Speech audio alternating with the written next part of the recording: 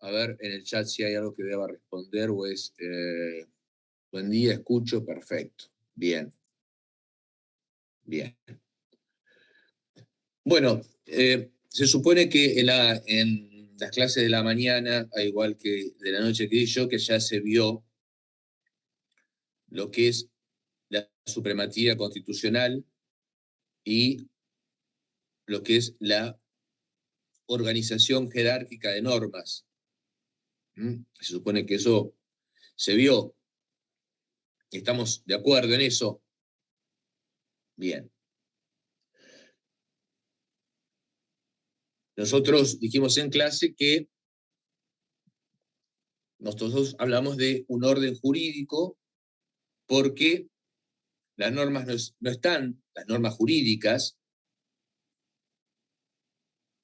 no están tiradas, desparramadas, amontonadas, superpuestas, sino que ocupan un lugar en ese universo jurídico y ese lugar que ocupan está dado por una gradación jerárquica. No están en cualquier lugar, sino en un lugar que por comparación respecto de otras normas están coordinadas iguales por encima o por debajo de esas normas.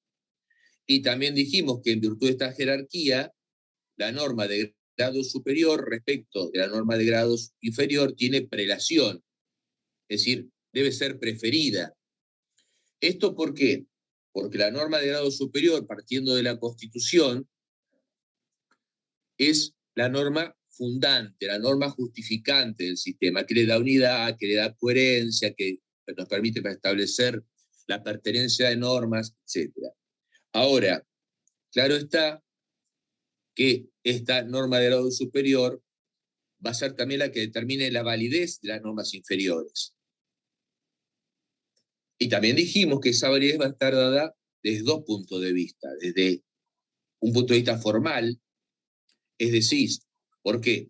Porque la norma de grado superior, en todo caso la Constitución, establece cuáles son los poderes, es decir, por eso hablamos de poderes constituidos, cuáles van a ser los poderes que tienen agencia, que tienen prerrogativas, capacidad de dictar normas, sean normas jurídicas generales, leyes en sentido formales, decretos o leyes, normas jurídicas particulares como las sentencias, para resolver cuestiones que son sometidas a los tribunales, y cuál es el procedimiento que deben seguir estos organismos para que esas normas existan, para que esas normas queden puestas dentro del sistema, es decir, que esas normas sean positivas.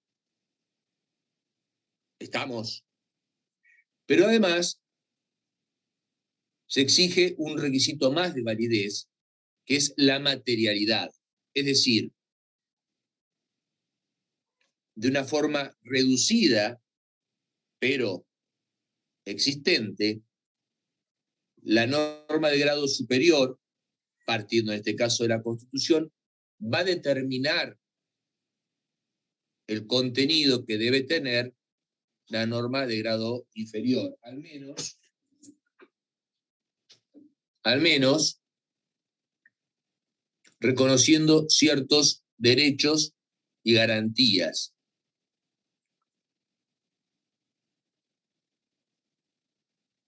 Y en esa prelación, por lo menos en nuestra Constitución, hay dos normas que son muy importantes. El artículo 31, que establece una gradación jerárquica a partir de la enunciación del artículo. Esta Constitución, las normas que en su consecuencia se dicten, es decir, las normas nacionales que el Congreso dicte como consecuencia de la Constitución, y los tratados internacionales o convenciones extranjeras, que son la ley suprema de la nación, debiendo los gobiernos o las autoridades provinciales conformarse a ella. También vimos que en virtud de la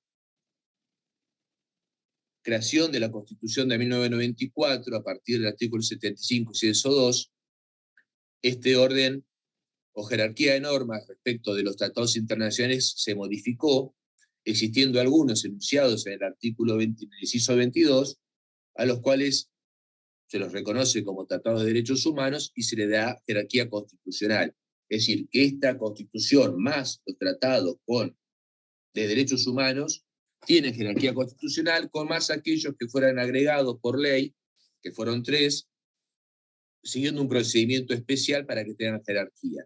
Luego de esos tratados existen, en la Constitución, existen otros tratados internacionales que también, por la nueva Constitución, se le da jerarquía superior a las leyes, y también las normas que derivan de los tratados de integración que tienen jerarquía superior a las leyes. Después viene la ley nacional. Ahora, respecto de las leyes que sanciona el Congreso como consecuencia de las facultades y prerrogativas dadas por la Constitución Nacional, existe un artículo 28 que dice que los decretos o las normas, las leyes o decretos que reglamenten el ejercicio de las leyes no pueden desnaturalizarla. Ustedes habrán visto o verán que cuando lean los diferentes artículos, sobre todo el artículo 14 dice: los habitantes tienen derecho, conforme a las normas que reglamenten su ejercicio, a estudiar, trabajar, educar, bla, bla, bla. Entonces, tienen derecho a, conforme a las normas que reglamenten su ejercicio. Esto significa que no hay una absolutez en esos derechos, sino que van a estar, que son relativos a esa regulación que se haga. Por supuesto que tiene que ser una regulación tratando de mejorar el ejercicio de derechos, de hacer efectivo el ejercicio de los derechos, establecer garantías respecto a cuando se violen, y en algún caso menguarlos o definirlos para armonizar su ejercicio individual con los derechos de otros individuos y del conjunto de la sociedad, para que no entren en colisión. Ahora, al hacer esto, los órganos constituidos en ejercicio de sus prerrogativas tienen que respetar el artículo 28, es decir, no desnaturalizar. No regularlo de tal manera que conlleven a una mengua tal o que se torne inexistente, o a la inexistencia misma del derecho reconocido por la Constitución. Ahora, la cuestión está, dicho de esto, después de refrescarnos un poquito la memoria, de qué manera el sistema prevé una herramienta para solucionar el problema que se suscita cuando una norma es sancionada por un órgano que no tiene las facultades para dictar ese tipo de norma, tiene facultades para dictar ese tipo de norma, pero dicta normas en una materia que no es de su competencia por la Constitución, porque la Constitución se la adjudicó a otro órgano. Lo hace el órgano que corresponde y en la materia que corresponde, pero no sigue el procedimiento previsto por la Constitución para el dictado de esa norma, y lo dicta el órgano que corresponde, dentro de las facultades que corresponden, dentro de la materia que le corresponde, pero lo hace de tal manera que su contenido es contrario a lo que prevé la Constitución Nacional. Entonces acá tenemos un conflicto de forma o de fondo o de materia entre una norma de grado superior y una norma de grado inferior. Suponemos, por supuesto, que para también plantearnos esta solución, que estamos dentro de un sistema relativamente rígido, un sistema constitucional relativamente rígido, es decir, que para la reforma de la Constitución vamos a requerir de un procedimiento más complejo que el establecido por la Constitución para la sanción de leyes comunes. La declaración de una necesidad de reforma, la convocatoria y la reunión de la Comisión Constituyente, que esa convocatoria se haga por mayorías determinadas, que sean más calificadas que las comunes para sanción de leyes, etc. Partiendo de este supuesto, la pregunta es, bueno, ¿qué pasa? ¿Las normas dictadas de esta manera son inválidas? ¿Existe una incoherencia, un conflicto lógico? Bueno, Kelsen dice, no, en realidad no existe un conflicto lógico. Las normas que fueron creadas así existen. ¿Cómo existen? Pero están mal, las dictó un órgano que no correspondía que las dicte. Las dictó el órgano que correspondía dictarlas, pero una materia que no correspondía dictar. lo hizo excediendo su competencia, o lo hizo bien, hizo todo bien, era el órgano, realizó el procedimiento, llevó a cabo un procedimiento adecuado, pero el contenido colisiona con el contenido establecido en la norma superior. Viola el derecho, lo naturaliza, lo extingue, lo esmerila. ¿Qué hacemos? Bueno, la norma es válida, existe. Existe hasta tanto sea declarada inválida. Existe una herramienta, una vía, un vehículo para lograr declarar la invalidez de una norma inferior que está en colisión con una norma de grado superior. Sí. ¿Cuál es el procedimiento de la declaración de inconstitucionalidad?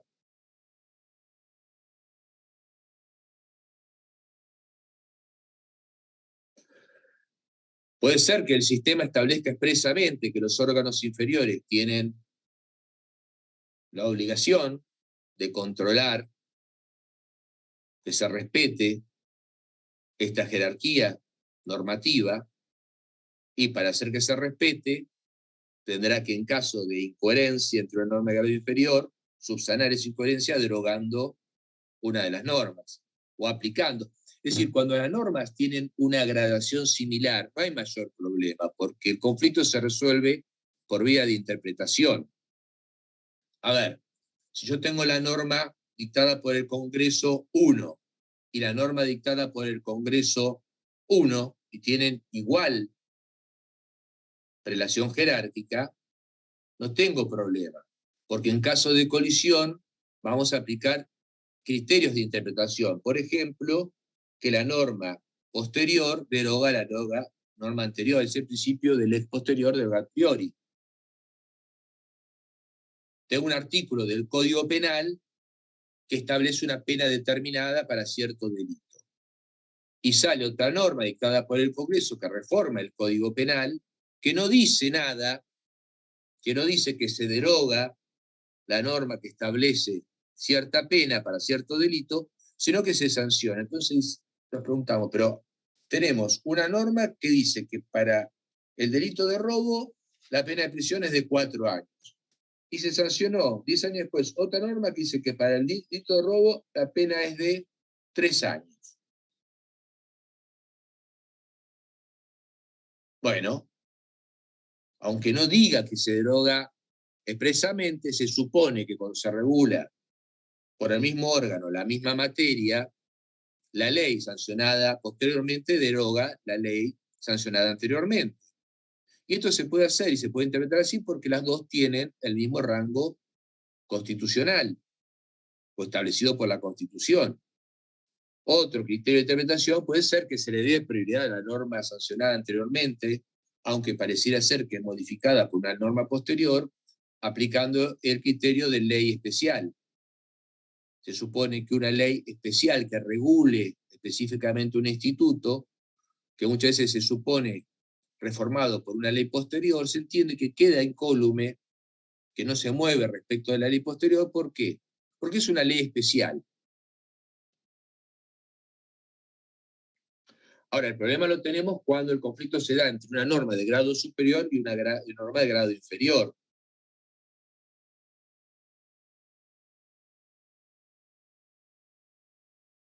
¿Cómo lo resolvemos?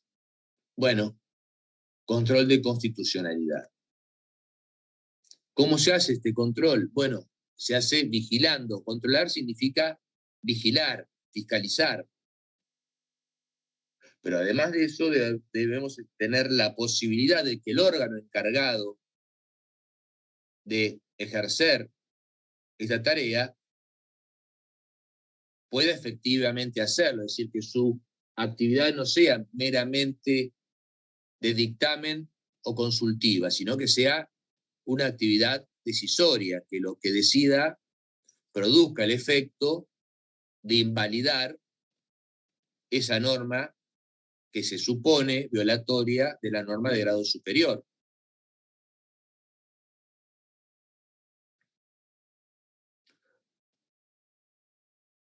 si bien nuestra Constitución no tiene un artículo específico, salvo el artículo 43, que prevé que en el caso del amparo los jueces pueden declarar la inconstitucionalidad de la norma, que es un avance, porque no se decía nada, se supone que lo que es el ejercicio de la jurisdicción por parte de los jueces, si van a aplicar la ley, tienen que aplicar el derecho que corresponde, aunque no haya sido invocado por las partes, aunque las partes lo invoquen erróneamente, es decir, no es una cuestión de hecho, sino que es una cuestión de derecho. Entonces, cuando hay una cuestión de hecho y no fue traída o alegada por las partes, no pueden los jueces apartarse de eso porque van a fallar extrapetita en situaciones o cuestiones no traídas por las partes. Pero cuando la cuestión es de derecho, aunque las partes no trajesen el derecho, no es necesario que lo traigan. El juez tiene que saber cuál es el derecho a aplicar en el caso concreto que le es sometido a decisión. Y cuando las partes lo traen el derecho, pero lo traen erróneamente, el juez debe corregir. Por lo tanto, si esto puede hacerlo el juez, significa que el juez tiene una facultad de contralor y tiene que aplicar la norma que se ajusta a la Constitución o aplicar la Constitución misma en caso de violación por parte de una norma inferior. Por lo tanto, este control se denomina control de constitucionalidad y está implícitamente establecido en la Constitución. Sería una incoherencia sostener un artículo 31, un artículo 28, un artículo 5 para las provincias, un artículo 128 para las provincias, un artículo 75, inciso 22 para los tratados, y no facultar a los jueces, que son los que aplican el derecho, a no establecer que, frente a una colisión, una norma de grado inferior debe ser declarada inválida e inconstitucional porque viola una norma de grado superior. Es decir, pretendemos establecer en una letra una coherencia, pero después en la práctica queda el sistema incoherente o en conflicto porque no hay ningún operador jurídico con facultades para ejercitar un remedio que subsane esta cuestión de incoherencia o este conflicto normativo. ¿Vamos hasta acá? Bueno, usted va a decir, ¿quiénes son? Bueno, usted ya dijo que son los jueces. Bueno, podrían no ser los jueces. En nuestro país el control de constitucionalidad es jurisdiccional. ¿Podría no ser jurisdiccional? Sí, bueno, hay órganos creados dentro del Parlamento en otros países, o dentro del Poder Ejecutivo, o como un órgano totalmente independiente. De alguna manera, el control de constitucionalidad puede ser preventivo o puede ser a posteriori.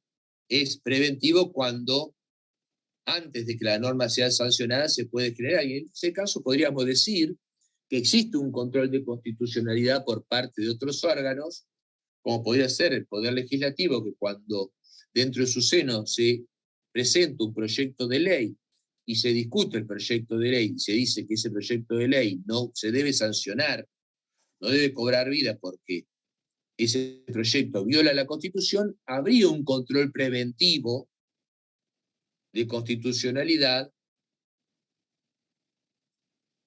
por parte de otros órganos. Y efectivamente también se sostiene que otros órganos, como pueden ser los órganos administrativos, podrían ejercer un control de constitucionalidad negándose a aplicar una norma que entienden violatoria de la Constitución. Pero ciertamente, en nuestro país, el que tiene las facultades reales de determinar con efecto, con eficacia, de manera que modifique realmente, para el caso concreto, la aplicación de la norma, es el Poder Judicial, que es el que tiene jurisdicción para hacerlo.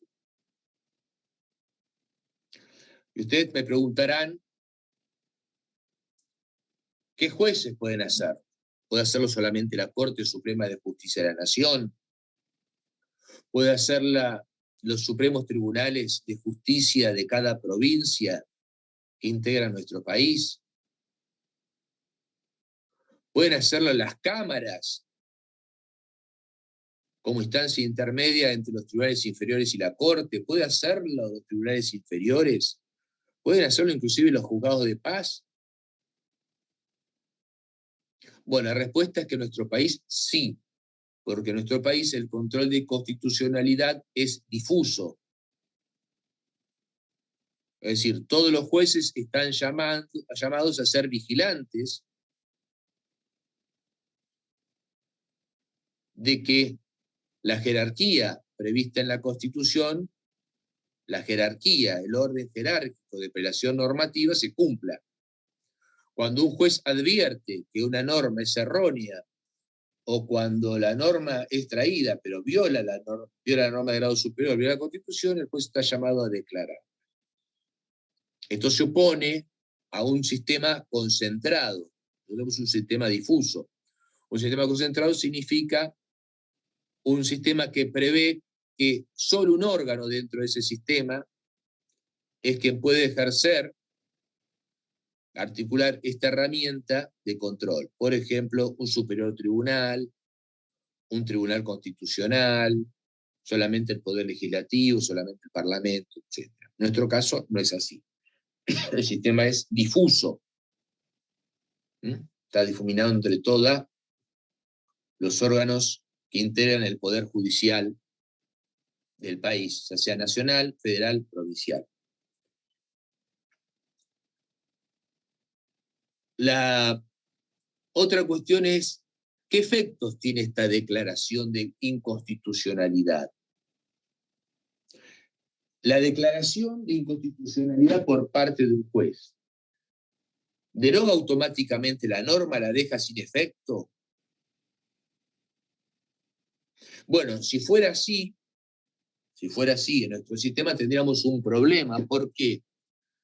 Porque habría literalmente una facultad, al menos legiferante negativa, es decir, de abolición de normas en cabeza del Poder Jurisdiccional, lo cual implicaría que, conforme establece nuestra Constitución, habría un avance, una invasión, una violación de las facultades que tiene establecida por la Constitución un órgano respecto de otro órgano. Y en nuestro país las facultades de dictar normas y de abolir normas le corresponde al Congreso de la Nación o al Congreso de las Provincias. Por lo tanto, el Poder Judicial puede aplicar, puede controlar, puede no aplicar y puede declarar ley constitucional de normas, pero de ninguna manera puede abolir, puede dejar sin efecto normas. ¿Y entonces cómo? Bueno, el juez, para poder declarar la inconstitucionalidad de una norma, tiene que estar dentro de un caso, tiene que haber causa. Es decir, se requiere de que su intervención, buen día, esa difusión de la que habla hace que el ejercicio, perdón,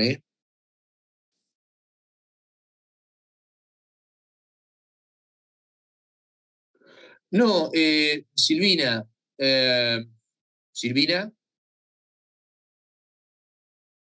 ¿quién es Silvina? Oh, hola, yo soy Silvina. Dale, Silvina, ¿te puedo ver la cara? Sí, por supuesto. Gracias. Me la lavé y todo. Pero yo hasta me bañé para dar clases, ¿pueden creerlo? ¿En serio? Mi mujer se ríe mucho porque yo me levanto, a veces, bueno, ahora ya no me pongo corbata, pero antes me ponía corbata y saco para clase por computación y me perfumaba. Me dice, pero pará, si no te huelen y te... Bueno, no importa, hay que levantarse todos los días, bañarse, acicalarse, aunque uno se quede en la casa, porque es como una forma de estar y de andar en pantuflas y pijama todo el día, es como que te quita vida, bueno, hay que meterle pilas. No, yo creo que al contrario, el sistema difuso es más efectivo, porque el sistema, ¿dónde está Silvina? El sistema, por comparación, tenés un sistema difuso, es decir, significa que todos los órganos que componen el sistema judicial, sea nacional, sea provincial, sea federal, pueden ejercer el control de constitucionalidad, es decir, los juzgados de primera instancia pueden hacerlo, las cámaras de apelaciones pueden hacerlo, y las cortes o los tribunales, como el TOF, Tribunal Oral Federal, o la Casación, pueden hacerlo. Y esto está muy bueno. El sistema concentrado exige que solamente los jueces que creen que una norma es inconstitucional no pueda manifestarse y tienen que esperar que el órgano creado por esa Constitución, un órgano único, o órganos únicos, puede decir, solamente los tribunales provinciales superiores y solamente la Corte Nacional de Justicia puede dictar la inconstitucionalidad, o solamente puede hacerlo el Parlamento. Bueno, esa concentración conspira contra el ejercicio de prever o de monitorear que esta jerarquía normativa establecida por la Constitución se mantenga. O sea, al existir un control difuso, el remedio es mucho más efectivo. Claro. ¿Por qué? Porque no tenemos que olvidarnos, que es lo que yo venía diciendo, que los jueces no pueden dictar la inconstitucionalidad de una norma de manera abstracta. Si yo me levanté hoy, soñé toda la noche con que tal norma es inconstitucional. Entonces, después de dar clase, me voy a mi despacho y saco una sentencia diciendo que la norma de tal por cual viola la Constitución y yo la declaro inconstitucional. ¿A ustedes les parece que eso está bien? No. Bueno, por eso les decía que para que el juez pueda manifestarse, que el órgano jurisdiccional pueda manifestarse respecto de la constitucionalidad de una norma, debe existir un caso, debe existir una causa. ¿Cuándo existe una causa? Cuando el juez ha requerido por una parte que le dice, mire, señor juez, tengo un problema.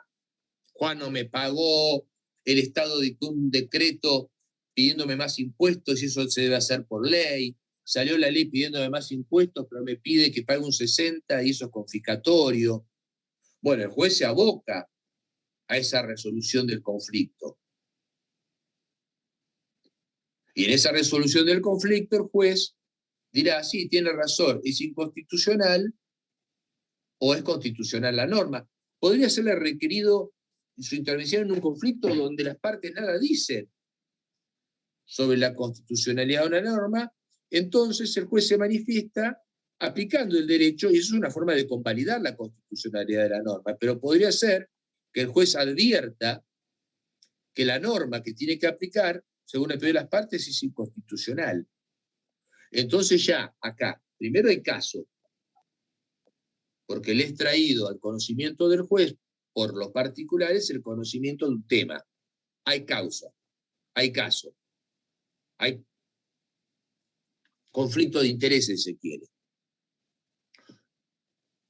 Ahora, además, las partes le piden al juez que declare la inconstitucionalidad. Y el juez la declara, entonces hay una declaración dentro de una causa, no en forma abstracta, sino en forma concreta, y a pedido de parte.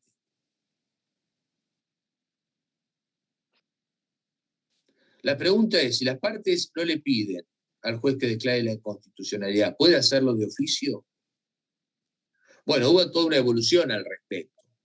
En el momento se decía que no, y después se dijo, sí, claro, a ver, si los jueces tienen que aplicar el derecho, son los que aplican el derecho.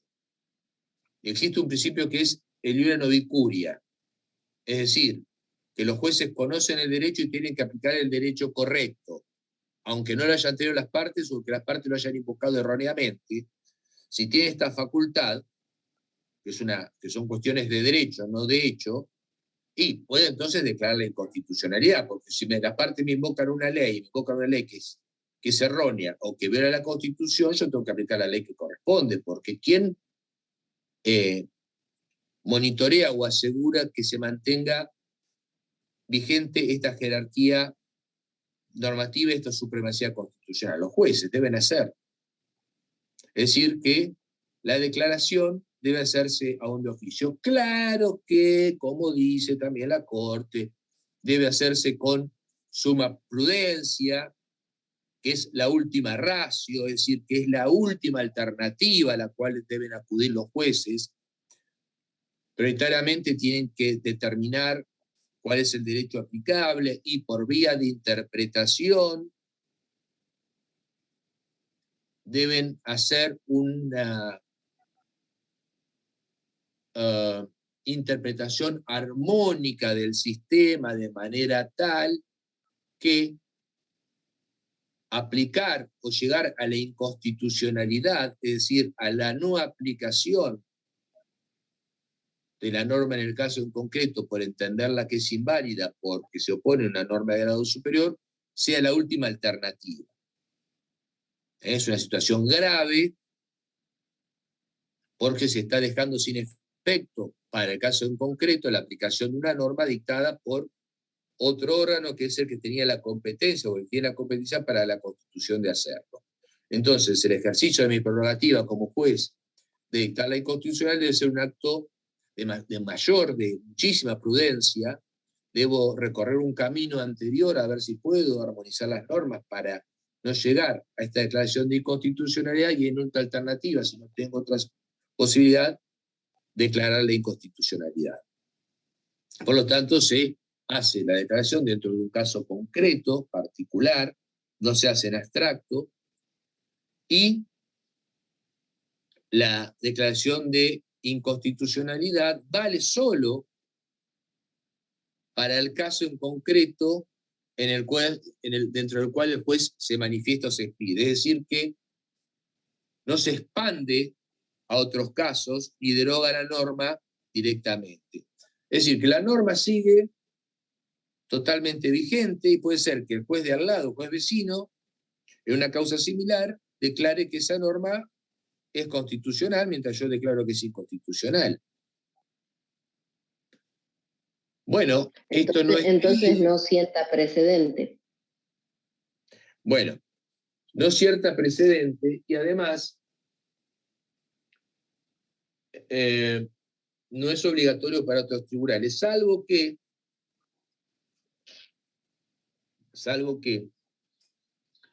la declaración de inconstitucional provenga de la Corte Suprema de Justicia de la Nación.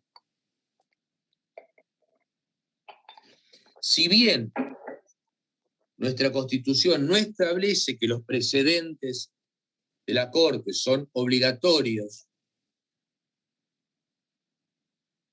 lo que en Estados Unidos se denomina stare decisis o stare decisis, o stare decisis, según qué utilización se haga de latín. No es stare decisis, o sea, no es un término norteamericano o inglés. Lo van a encontrar, sí, si ustedes ponen en la computadora o en algún lugar stare decisis, si la pronunciación es inglesa o norteamericana, va a decir stare decisis, pero en realidad es como infine, no es infine, es infine. Son términos latinos. Y acá es stare decisis. Bueno, eso significa que los órganos inferiores del Poder Judicial respecto de la Corte Suprema de Justicia están obligados a seguir el criterio establecido por el órgano superior. No se pueden apartar. Nosotros no tenemos esa obligación, o no existe en realidad, pero la Corte ha dicho que existe una obligación moral, al menos, de no apartarse de los precedentes de la Corte. Esto para darle uniformidad, es decir, darle la seguridad a otra persona que somete a la justicia que el órgano de grado inferior va a solucionar su problema de igual manera que lo hizo el órgano de grado superior, para evitarle recorrer todo el camino hasta llegar al órgano de grado superior. Es decir, si yo, órgano de grado inferior, aplico el criterio de la Corte, ya solucioné el problema. Me evita todo el recorrido. ¿Para qué vas a hacer recorrer todo si la Corte... Bueno, después la Corte puede cambiar de criterio de composición, pero también dice la Corte que los jueces inferiores podrán apartar del criterio sustentado en la Corte cuando invoquen cuestiones novedosas o invoquen otras razones no tenidas en cuenta por la Corte para fallar en ese caso. Entonces digo, mirá, mi caso no es igual al de la tuya, Corte. O en mi caso es igual o parecido al que vos resolviste, Corte, pero las situaciones son diferentes. Entonces doy estas razones y me puedo apartar. Es decir, si bien no existe una obligación por ley, existe este criterio manifestado por la Corte que tiene que ver con lo que es la aplicación de la doctrina legal de la Corte, es decir, aplicación a un caso del criterio ya sustentado de interpretación por la Corte Suprema de Justicia de la Nación, porque en definitiva es el último órgano dentro de la organización judicial que ejerce el control de constitucionalidad, y es el que está por encima de todos, el que tiene todo el poder como He-Man. Qué viejo, estos no saben ni quién es He-Man. Bueno, ¿está? Hasta ahora estamos. Claro que cuando una norma es declarada inconstitucional por la Corte o de alguna manera masiva se va distribuyendo entre los tribunales que componen el país la declaración de una norma inconstitucional, bueno, lo normal es que el Poder Legislativo se ponga las pilas y modifique o derogue la norma que ha sido declarada masivamente inconstitucional. Porque si ya la declaración de inconstitucionalidad llegó a la Corte y por lo tanto todos los órganos inferiores van a adecuar su criterio a lo que estableció la Corte, lo que se espera es que en todos los conflictos que se vayan suscitando en el futuro y todos los que estén en el tribunal sin solución, cuando llegue la sentencia van a ser resueltos en el criterio que estableció la Corte. Entonces, una forma de evitar todo ese desastre o ese problema y hasta ese costo es dictando una norma que regule, modificando, adecuando la norma inconstitucional a la Constitución. Pero esa es una consecuencia indirecta, pero una consecuencia directa del control de constitucionalidad por parte de los tribunales. La decisión de los jueces valen solamente en el caso en concreto. No extiende sus efectos más allá de ese caso. Es más, dentro de mi propio juzgado, dentro de mi propio tribunal, si me llega otro caso, tengo que dictar sentencia resolviendo y aplicando la inconstitucionalidad, porque además puede ser que en circunstancias totalmente similares o parecidas, una misma norma no sea inconstitucional, o puede ser que sea constitucional en un momento determinado, pero que devenga por el cambio de situaciones en el país en inconstitucional. O que una norma que fuera inconstitucional en un momento determinado, con el transcurso del tiempo, se adecua a la situación o a los requerimientos del país y entra a jugar armónicamente con la Constitución. ¿Esto puede ocurrir? Sí, puede ocurrir.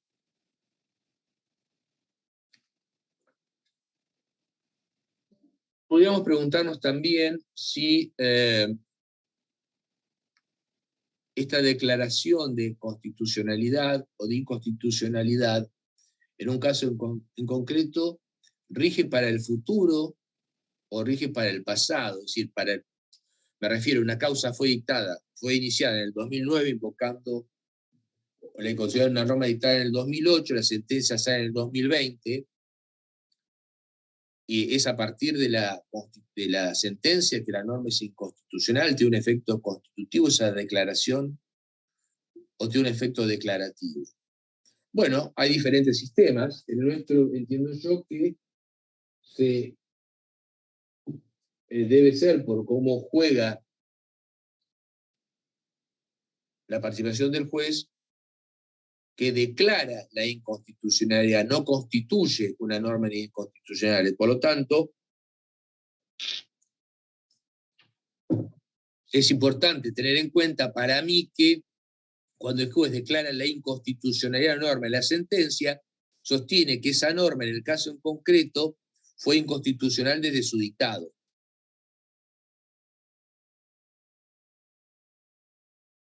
Por lo tanto, al menos va a tener validez su sentencia desde, al menos, la interposición de la demanda y desde que el derecho podía ser ejercido sin prescripción. Esto es más complejo, ya lo van a ver. Pero el ejercicio de los derechos, salvo excepciones, se tienen que ejercer, cuando son violados, la acción dentro de determinado plazo. 1 año, 2 años, 5 años, 10 años. Ahora 5 años máximo, es el máximo establecido por el Código Civil y Comercial, que es el plazo de ejercicio. Eso se llama plazo de prescripción. Si pasa el tiempo y yo no ejercí la acción, no puedo a los 20 años decir, hace 20 años me violaron un derecho. No, te prescribió, hermano. ¿Cómo? Y sí. Salvo que hubiese interrumpido, suspendido el curso de la prescripción de la acción, pero tengo un plazo para interponer la demanda. Ahora, cuando interpongo la demanda, esa demanda interrumpe el curso de la prescripción y aunque pasen 20 años de juicio, esa acción no prescribe, porque el juicio está iniciado. Entonces, si la sentencia se dicta después de 20 años, se declara la inconstitucional, se entiende que al menos desde que ese derecho existe y tiene validez y puede ser invocada la acción, desde ahí la norma es inconstitucional. Es decir, que se aplica retroactivamente stunk y no hacia adelante, es decir, es nunca.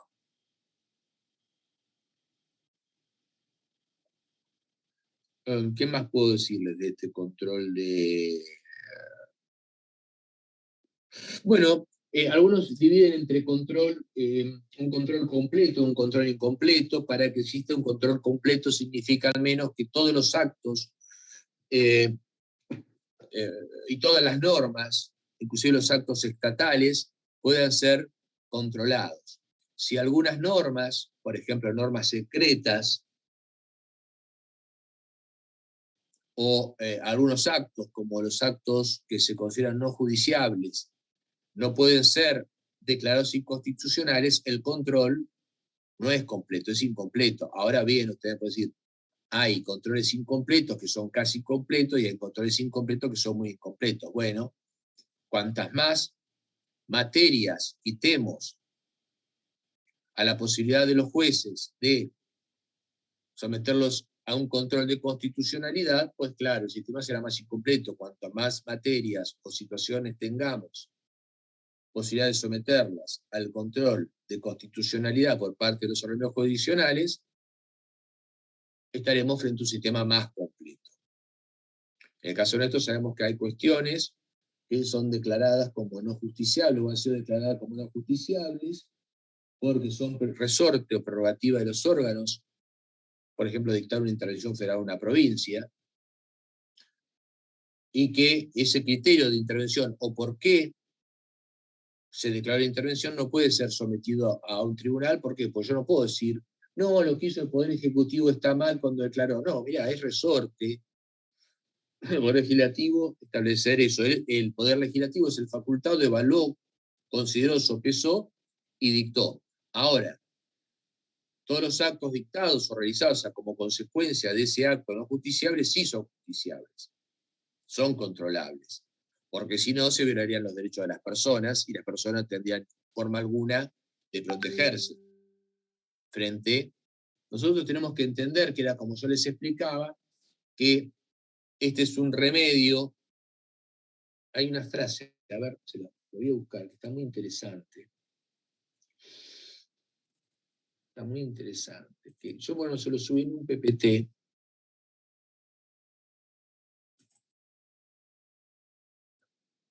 Espérenme, ¿eh?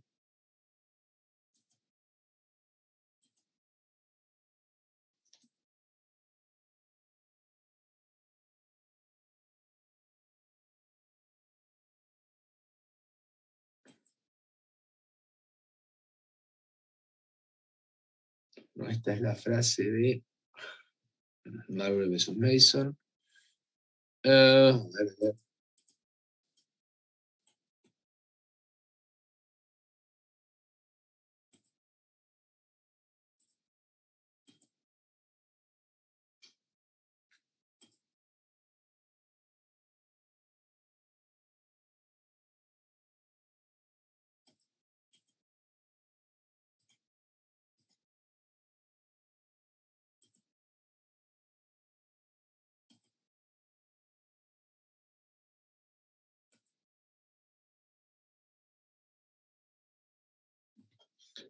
Dice Karl Lowenstein, en la teoría de la Constitución, que el Parlamento que ha emitido la ley es el menos apropiado para convertirse en defensor de la Constitución. A ver, yo puedo hacer esto, ¿eh?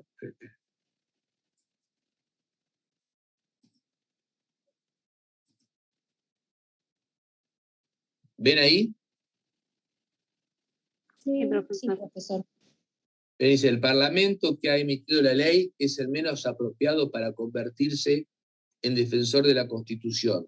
Los conejos no son, generalmente, los guardianes más seguros del jardín.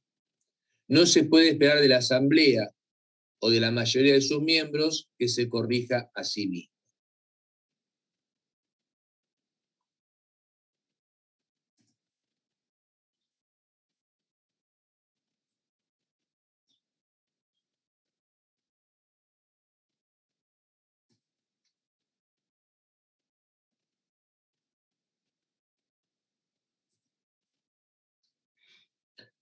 Fíjense lo que dijo juez Marshall, Marvel vs. Madison, que es uno de los casos emblemáticos.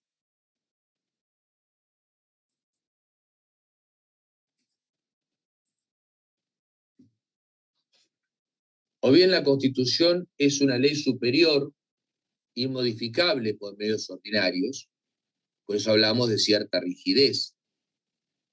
O bien queda al nivel de las demás leyes del Congreso y como tales puede ser alterada según el legislativo quiera alterarla. Es decir, si la Constitución tiene la misma jerarquía que una ley, no se va a requerir de un proceso determinado diferente al de la sanción de la ley para reformar la Constitución.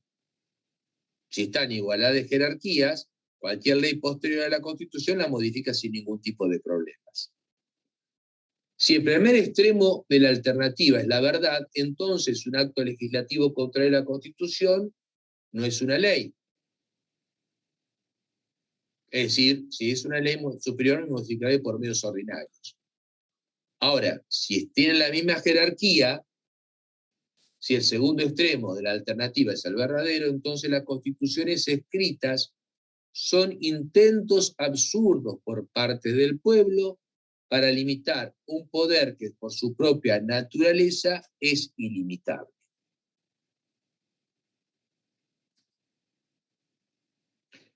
¿Se acuerdan que yo les decía que acá,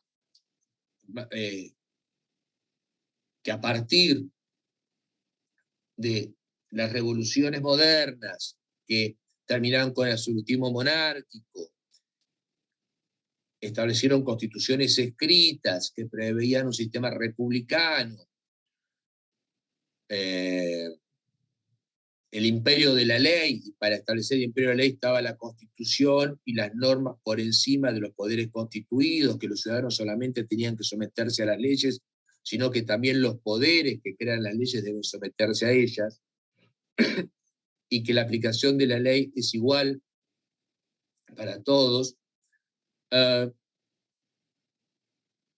Existe la necesidad de que en esa Constitución se declaren cuáles son los derechos y cuáles son las garantías de los habitantes de ese Estado, frente a las prerrogativas que en un ejercicio abusivo o en un ejercicio incorrecto pueden violar esos derechos. Por lo tanto, dentro del sistema se prevé, el sistema liberal al menos, se prevé un principio de permisión respecto de los derechos de los individuos. Todo está permitido salvo lo que está expresamente prohibido por la ley.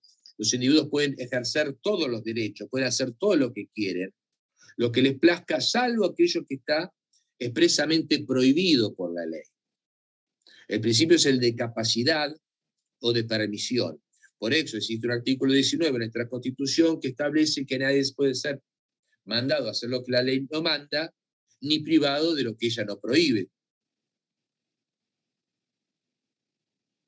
Solamente tengo la obligación de comportarme de determinada manera en la medida que existe una ley que me obligue, una norma jurídica que me obligue a hacerlo y que prevé para el caso de una conducta contraria una sanción.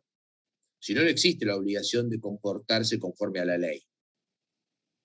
Y solamente un derecho mío puede ser mermado, regulado, reglamentado en la medida que existe una norma que prevé que esto pueda ocurrir. Si no, no puedo ser privado si no hay una norma que me prive de tal derecho. Por el contrario, como el poder del Estado debe ser ejercido en los términos que la Constitución lo concibe, es decir, por los órganos correspondientes, facultados para hacerlo conforme a la ley, y dentro de las prerrogativas y de la manera que la ley prevé, el principio respecto de los organismos del Estado es el de prohibición, no el de permisión.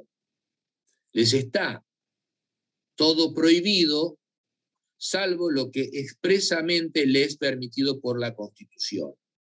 De esta manera, lo que se logra es que, de alguna manera, limitar el poder del ejercicio de las prerrogativas o limitar el ejercicio del poder de los órganos del Estado.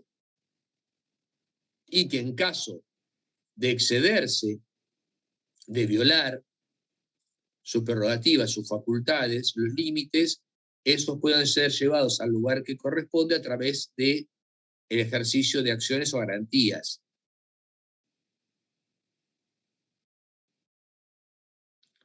Si el principio respecto de los habitantes es el de permisión y respecto de los órganos de gobierno el de prohibición, vamos a ver que existe como dos mundos que entran en constante tensión y choque.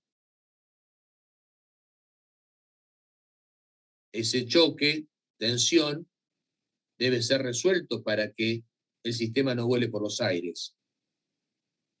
O para que uno de los mundos, uno de los globos, no sea totalmente reducido a la nada por la expansión del otro globo. Eso se logra mediante lo que es el principio de pesos y contrapesos y de control de los órganos jurisdiccionales, de los órganos, y por parte de los ciudadanos con el ejercicio de acciones que prevé el sistema para que en caso de violación o disminución de sus derechos puedan ejercer una acción de manera tal que los órganos jurisdiccionales puedan hacer valer, como en el caso del control de constitucionalidad. ¿Se entiende cómo juega esto? ¿Clarito? ¿No se me durmieron todos? Bueno, al menos a los que veo no, pero a los que no veo pues, seguramente deben estar en la camucha calentitos con este frío, esta lluvia y este viento. ¡Wow! No, qué bravo fue. Seguimos acá tomando té. Sí, hay que procurar el que puede no salir y quedarse en casa para evitar. Fue un desastre. Acá, a la vuelta de mi casa, a mí se cayó un par de árboles y se cayeron de manera tal que cortaron la calle, pero ya creo que lo solucionaron, pero bueno, hay gente que, o sea, más de 1000 evacuados, un desastre fue Bahía Blanca. Bueno, Bahía Blanca y la zona, ¿no? A todos les habrán llegado fotos y más allá de las noticias. Y, bueno, tendremos que ponernos las pilas para ver de qué manera se ayuda a la gente que ha sido evacuada, ¿no? Se han volado techos, una cosa terrible. Bueno, continuemos. Otro de los controles es el de convencionalidad.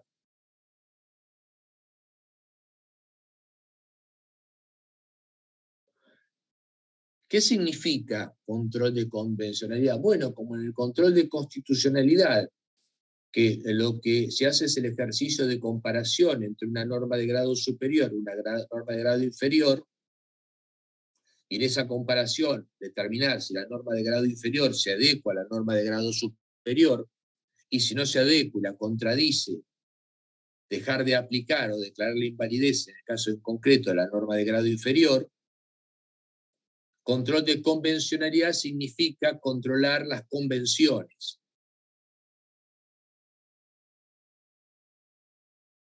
Nosotros vimos que por aplicación del artículo 75, inciso 22, hay una serie de tratados internacionales de derechos humanos a los cuales la Constitución le da jerarquía constitucional y prevé también un sistema de incorporación de otros tratados de derechos humanos con jerarquía constitucional. Es decir, que más allá de los 11 numerados, hay 3 más, imprescriptibilidad de los crímenes de lesa humanidad y de guerra, desaparición forzada de personas, convenio interamericano de desaparición forzada de personas, y convenio tratado de los derechos de las personas con discapacidad. Por lo tanto, tendríamos 14 tratados internacionales de derechos humanos con jerarquía constitucional.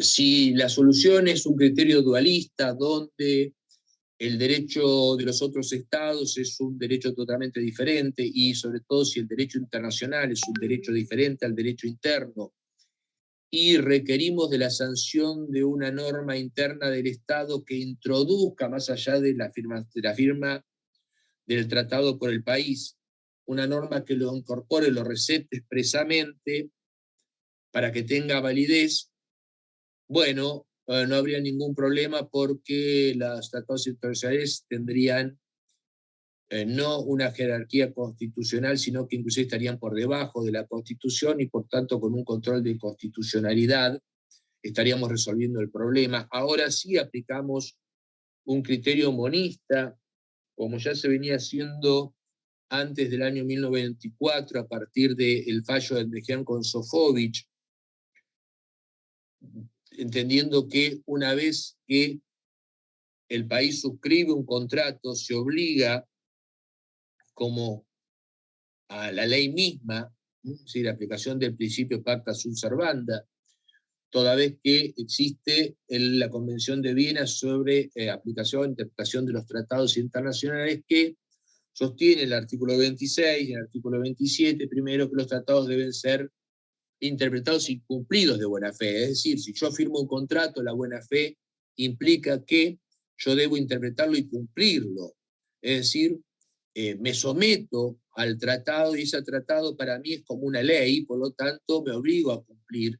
Y además que no puedo invocar, para no aplicar el tratado, la existencia de una norma interna que contradice ese tratado. Si firmé un tratado, pues bien, debo aplicar el tratado a pesar de la existencia de una norma de derecho interno contraria.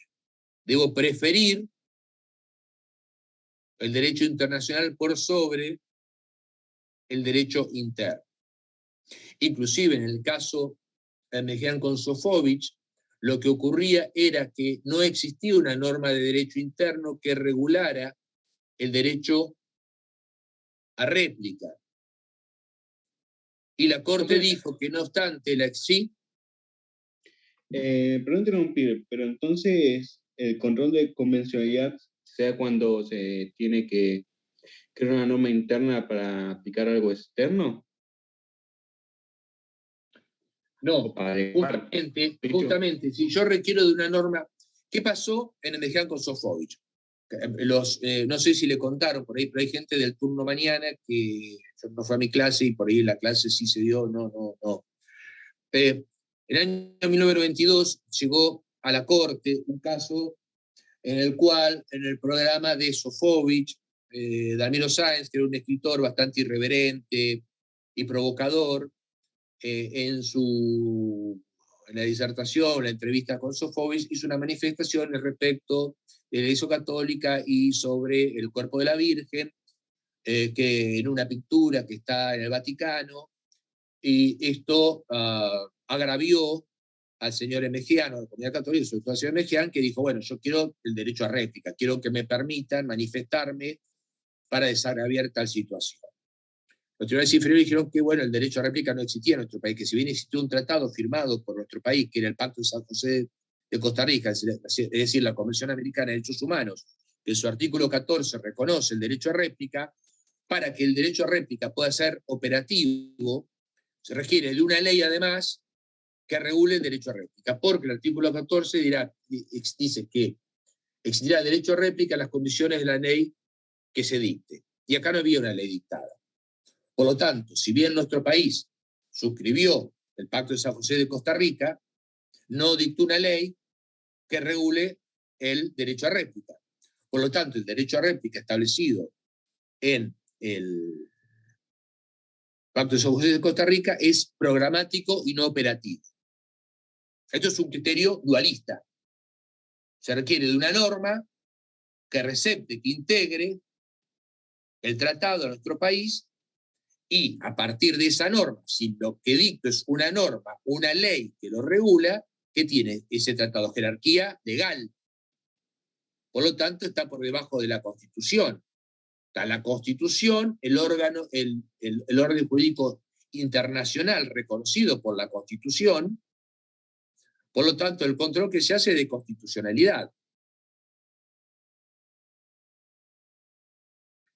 Pero acá la Corte avanza y rompe con el criterio dualista y entra en lo que es una posición monista. Y dice, si los estados firman tratados, ¿para qué los firman? ¿Para incumplirlos o para cumplirlos? La buena fe de los firmantes, la buena fe indica que yo me obligo para cumplir con mis obligaciones. No me obligo para incumplirlas. No me obligo, no es un deseo. Firmo y me obligo, reconozco ese tratado y me obligo. Yo me obligo a cumplirlo. Por lo tanto, existe una convención internacional, que es la Convención, el Pacto de Viena, que dice, a ver, los tratados deben interpretarse y aplicarse de buena fe. Si yo me obligué, es como si existiese una ley. Repito, pacta sunt servanda. Y si vos me firmás un tratado, significa que no tenés la obligación de no dictar una ley que lo contradiga. Si dictás una ley que lo contradiga, tenés que dejarla sin efecto. Y si existía una ley anterior al tratado que contradice ese tratado, tenés que dejarla sin efecto, porque no la podés invocar como un escollo, como un óbice para no aplicar el tratado. No puedes establecer esa ley como una excusa. Debe tener prioridad, tiene que tener mayor jerarquía el tratado que firmaste. Por lo tanto, existe una ley en contra o no exista una ley que recepte el tratado, lo que el tratado establece es operativo, no es meramente programático. Y si no existe una ley, bueno, será el Poder Judicial el encargado de reconocer ese derecho a réplica y hacerlo operativo en el caso. ¿Entendés, Tomás, la diferencia? ¿Quedó claro? Creo que sí. Entonces, esta se da cuando... Si vos lo crees, yo... por lo que entendí, entonces, cuando se tiene que establecer una norma para la integración de otra. ¿Cómo? Por lo menos, que se tiene que establecer una norma para la integración de otra. Eso es el criterio dualista. La Corte, a partir de Mezcán-Kosofovich, antes de la reforma del 94, entra en un criterio monista.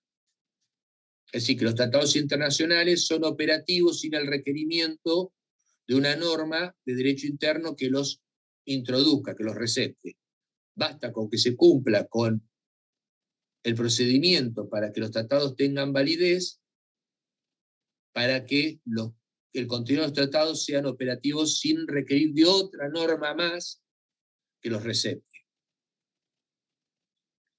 Porque el requerimiento de una norma del Poder Legislativo que los introduzca es disminuirlos de jerarquía, pasan a ser de tratados de derecho internacional con jerarquía constitucional o supraconstitucional a tratados legislados, que entonces tienen la jerarquía de normas y por lo tanto de normas inferiores a la Constitución. Si fuera así, que los tratados son normas inferiores a la Constitución, lo que hay es un control de constitucionalidad. Si entendemos que al menos tienen la misma jerarquía e integran un bloque de constitucionalidad o tienen una jerarquía superior, ya no estamos hablando de control de constitucionalidad, sino que estamos hablando de control de convencionalidad. Con lo cual podemos llegar a la conclusión de que la propia Constitución puede ser declarada en un caso concreto de inconvencional. Podría ocurrir que la Constitución, a partir de la firma de cierto tratado internacional, entre en contradicción. Y si entra en contradicción, los jueces estarían obligados, según el criterio de la Corte Interamericana de Derechos Humanos, de preferir la aplicación de los órganos de la Convención y de la jurisprudencia de la Corte Interamericana por sobre lo establecido por la Constitución Nacional.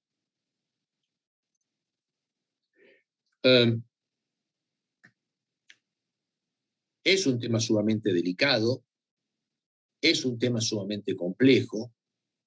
El análisis del control de convencionalidad se hace en doctrina y prácticamente la jurisprudencia mayoritaria en torno a la aplicación del Pacto de San José de Costa Rica, es decir, la Convención Americana de Derechos Humanos,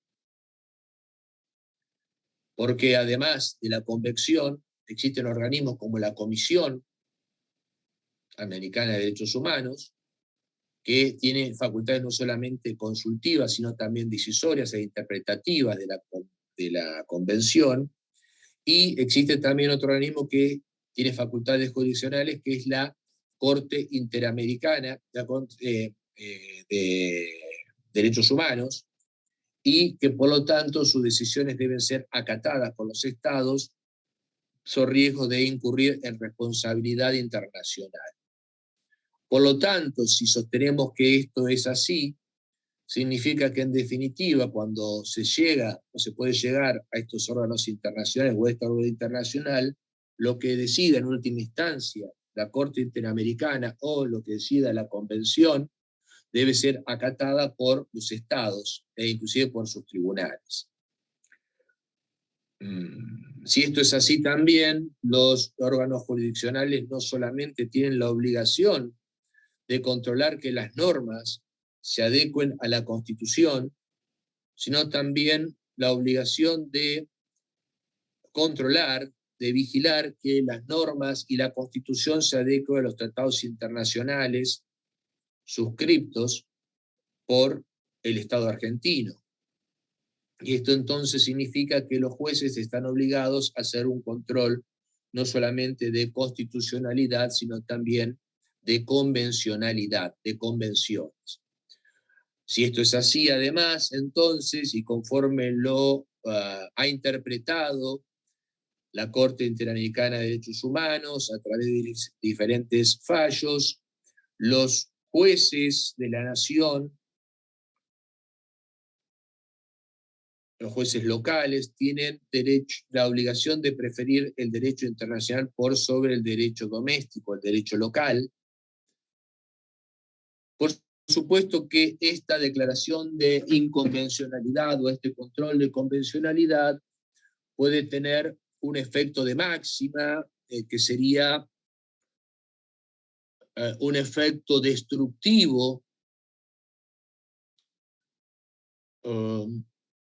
de la norma local que entra en colisión con la norma de derecho internacional, y por lo tanto declarar el juez que una norma inferior al tratado viola el tratado y que por lo tanto en el caso concreto no se debe aplicar.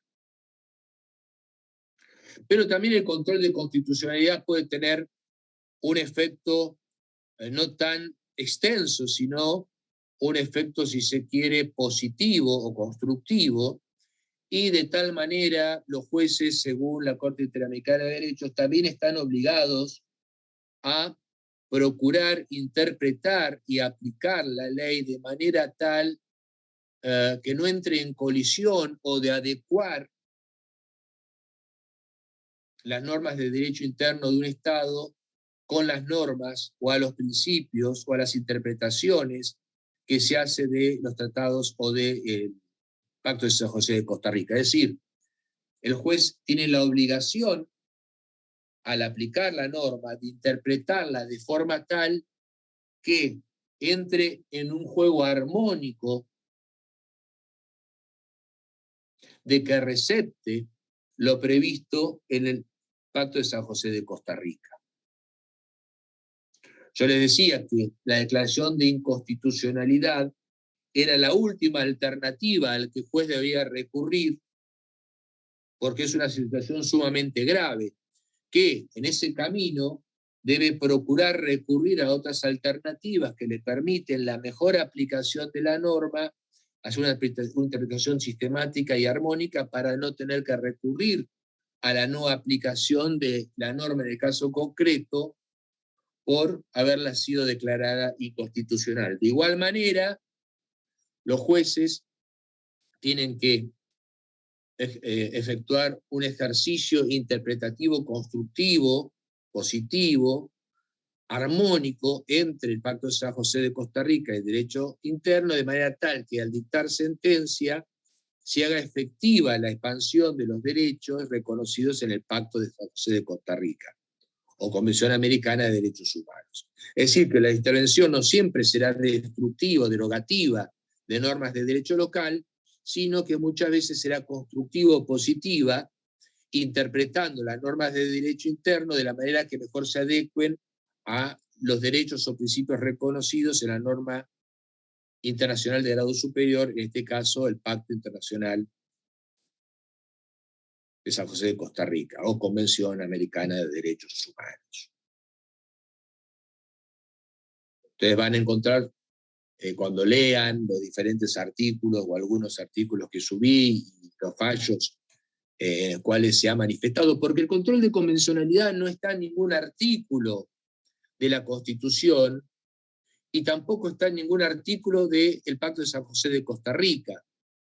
No existe una norma expresa, pero la Convención Americana y la Corte Interamericana se ha manifestado sosteniendo que es obligación de los estados a través de los jueces de ejercer un control de convencionalidad, ya sea derogativo, destructivo o interpretativo, positivo, armónico. Y que toda la actividad de los órganos, más allá del órgano jurisdiccional, de los órganos diferentes del Estado, tiene que tender a una actividad que haga de aplicación efectiva los principios y derechos reconocidos en el Pacto de San José de Costa Rica. Es decir, debe legislarse derogando normas que contradicen el pacto o dictando normas nuevas que garanticen la efectiva aplicación de las normas establecidas en los tratados internacionales. Es decir, tiene que haber una actividad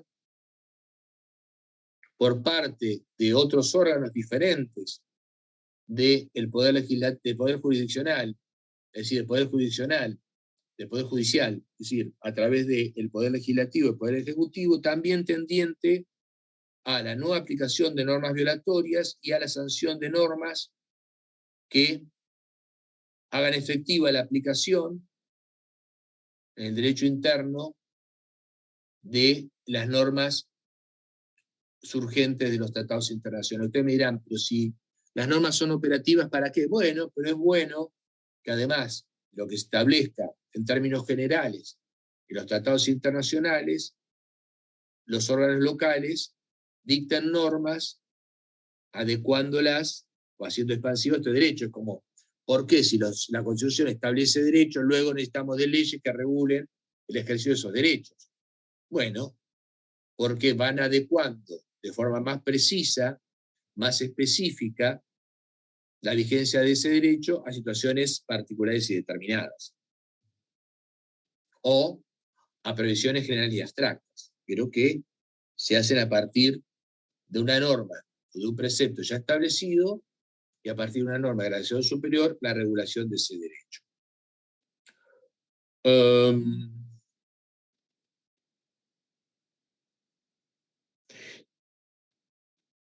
En algunos países,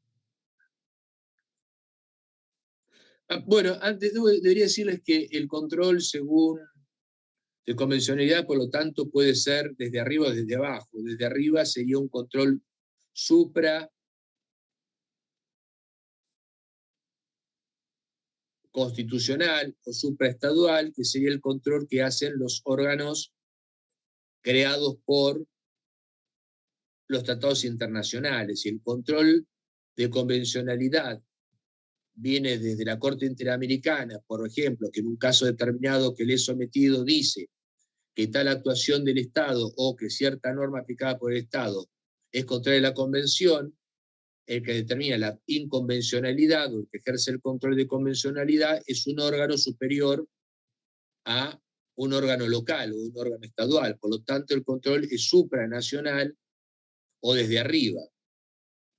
Pero si el control lo hace un órgano del Estado o el Poder Judicial de un Estado, es decir, un órgano inferior a los órganos creados por los organismos internacionales, no es supra, sino que es infraconvencional o un control desde abajo. Hay estados que establecen que los tratados internacionales de derechos humanos ocupan un lugar superior o una jerarquía superior a la Constitución.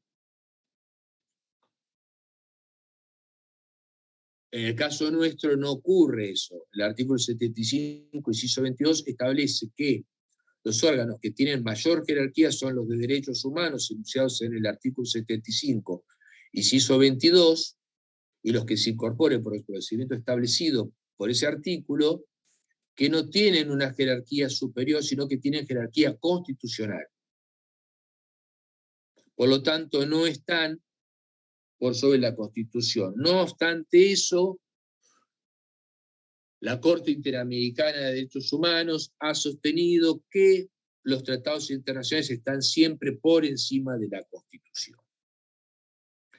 Y pareciera ser entonces que si, más allá que nuestra Corte ha sostenido que es obligación aplicar los tratados internacionales, que los tratados deben interpretarse y cumplirse de buena fe y que no pueden utilizarse como excusa la existencia de normas internas o de derecho local para sustraerse al cumplimiento de lo que fue pactado en los tratados, lo cierto es que también la Corte ha dicho, como en el caso Fontevecchia, que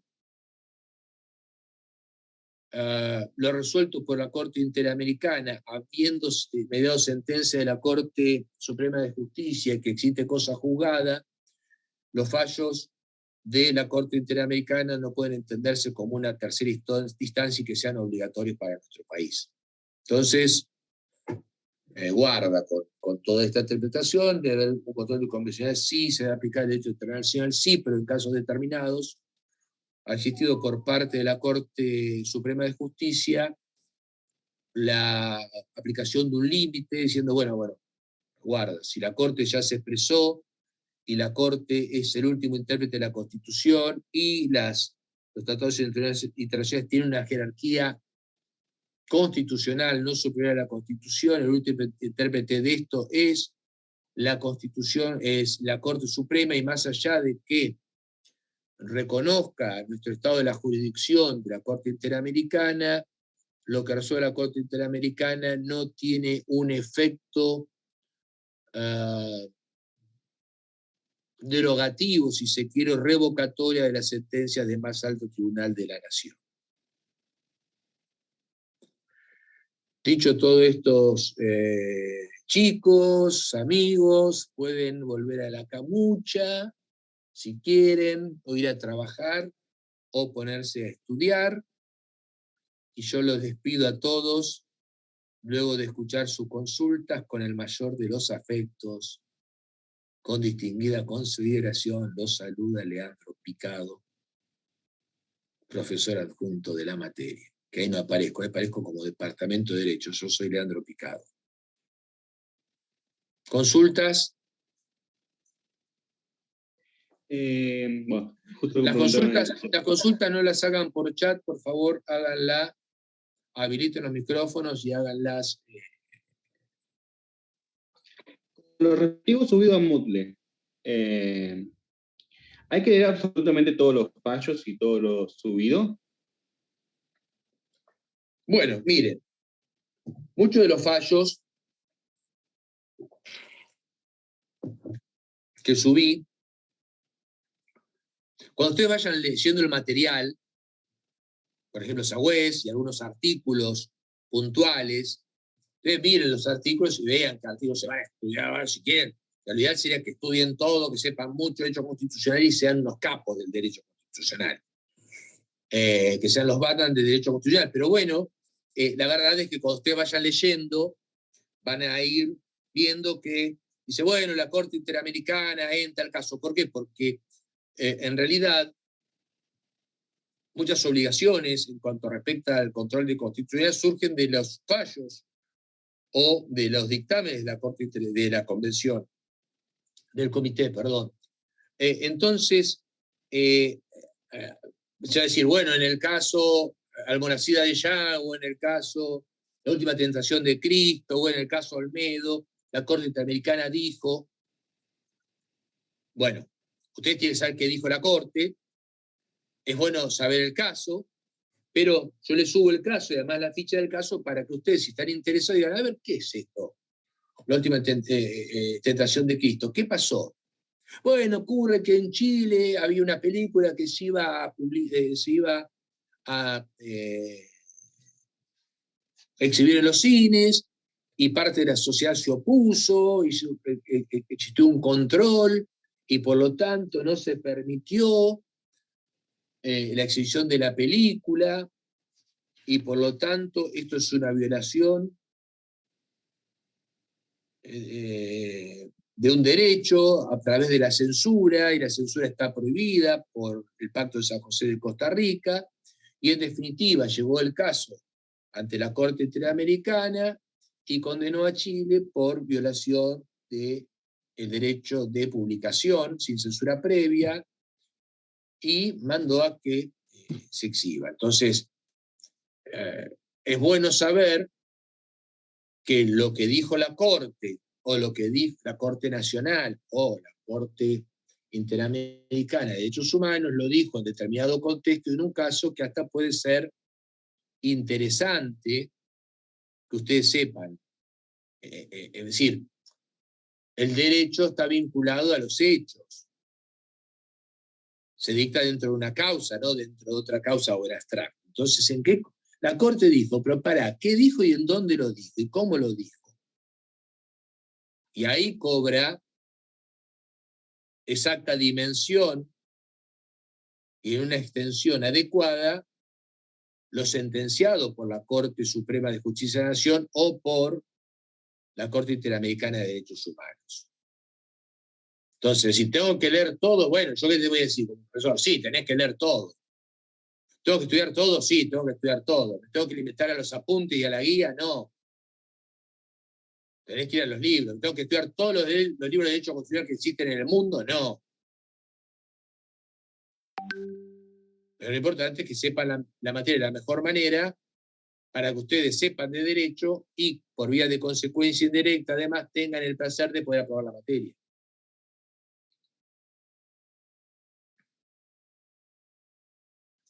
Todo lo que subió, tengo que leer todo eso.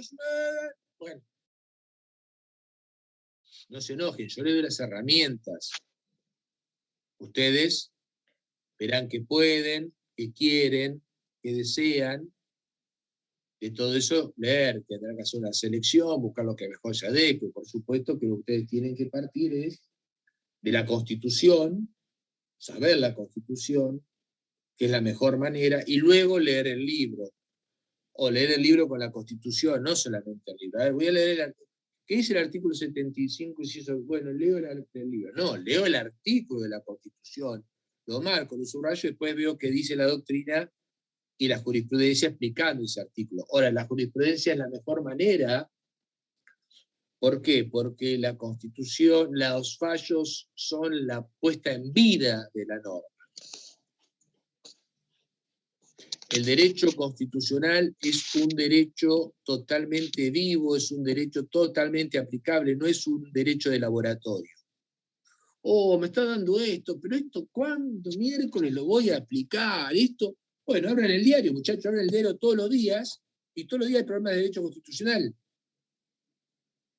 Si el Poder Legislativo no dictó la norma que tenía que dictar, si la dictó violando la Constitución, si el Poder Ejecutivo dicta derechos decreto de necesidad de urgencia y todo lo regula por decreto cuando debería hacerlo la ley, si el Consejo de la Magistratura es inconstitucional y esto es una barbaridad, si quieren retener impuestos, si se violó el derecho penal, bueno, es constante. Si hay un derecho que se aplica cotidianamente y desde el artículo 1 hasta el último artículo, es la Constitución Nacional.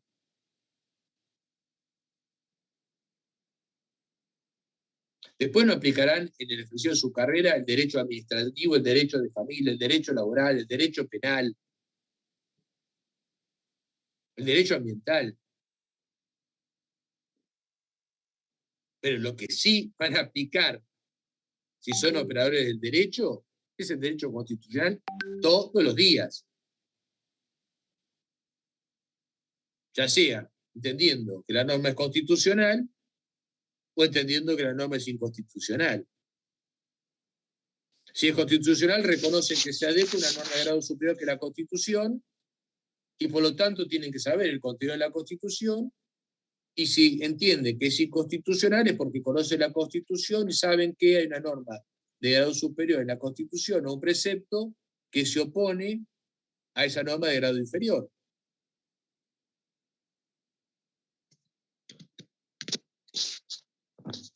Bueno, nos saludamos, nos despedimos. Otra preguntita, última. Yo leo la Constitución, leo el libro, entiendo. Hay como 20 fallos. ¿Cuál tomo como referencia para no tener que leer todos o debo leer todos? No, pero hay 20 fallos porque hay 20 fallos por cosas totalmente distintas. Es decir, ustedes van a ver que en el libro es decir, bueno, la Corte por primera vez empezó a reconocer que existe el control de constitucionalidad en Milde Pereira, por lo tanto, en Milde Pereira se reconoce que, bueno, lean el fallo Milde Pereira. Si yo les pregunto, ¿qué dijo el fallo? No, que sepan el fallo. Si lo que usted tiene que aprender es a estudiar buscando lo importante para la materia. A ver, alumno, dígame qué dijo la Corte en Milde Pereira. Bueno, la Corte en Milde Pereira se trata de un caso donde el señor Pereira vino que tenía 69. No. La Corte dijo en el caso de Milde Pereira que el control de constitucionalidad no solamente podía ser a pedido de parte, sino que además los jueces tienen la obligación de hacerlo de oficio. ¿Por qué? Porque si los jueces tienen que aplicar el derecho, tienen que aplicar en virtud del principio, pero no de incuria, eso tienen que saber. ¿Puede ser que la propia Constitución sea declarada inconstitucional? Sí. ¿Conoce? ¿Esto ocurrió? Y no sé. Bueno, tenés que saber. Ocurrió en el caso Fait, la Corte Suprema de Justicia de la Nación determinó que una cláusula de la Constitución de 1994 era inconstitucional. ¿Por qué? Porque los convencionales se excedieron, fueron más allá de lo que establecía la norma que convocó a la necesidad de reforma. Dijo, va a ser, hay que reformar esto. Y ustedes se excedieron con convencionales. Por lo tanto, esa norma de la Constitución es inconstitucional. Ahora, tenés que saber el caso Fait. Por supuesto que es bueno saber que un corte de la Suprema Corte, que fue nombrado con anterioridad a la sanción del 4, había cumplido 75 años y por lo tanto, para no ser removido, te puso un K, ¿está? Si tenés que hacer una selección y tenés que ver qué tomar. Por eso existe dentro del fallo lo que se llama sumario del fallo, que es la parte más importante del fallo en relación a lo que estás estudiando.